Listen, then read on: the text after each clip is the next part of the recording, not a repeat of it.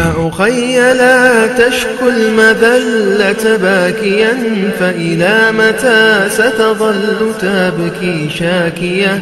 أتطيب نافسا أن تثير مدامعي مثل النوائح ينتحبن سواسيا؟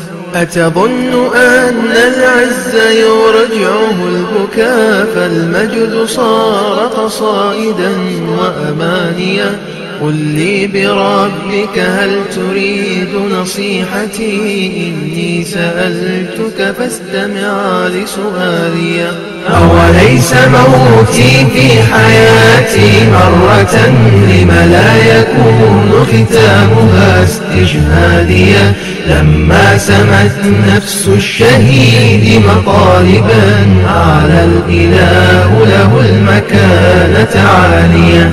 في جوف طير في الجنان محلقا، ومغردا فوق القصور وشاديا، مع أصفياء الخلق في فردوسها، والأنبياء وصحبهم جيرانيا. وأرى إله العالمين كما يرى بدر التمام على المشارف بادية، 7 يفوز بها الشهيد كرامة. إن كنت ذا لب فقل لي ما هي؟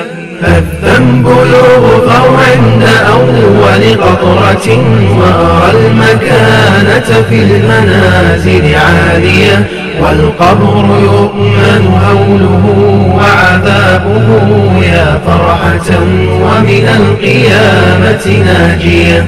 ومتوجا تاج الوقار، وشافعا في ذي القرابة قاصيا أو دانيا، والحور ترقب في اشتياق مقبل، يا قبلة هي دائيا ودوائيا. طرف العيون لوجنتيها جارح، سكر الجمال بلحظها متعدية، لما رأت عيناي لحظ عيونها، سكنت لذائذ لحظها أعماقية. لما نظرت احترت في قسماتها، أي الثمار ينال ثاري جانية، فاقت خيال المادحين لوصفها، صب الجمال على الجمال فأرويا، صب الجمال على الجمال فأرويا، صب الجمال على الجمال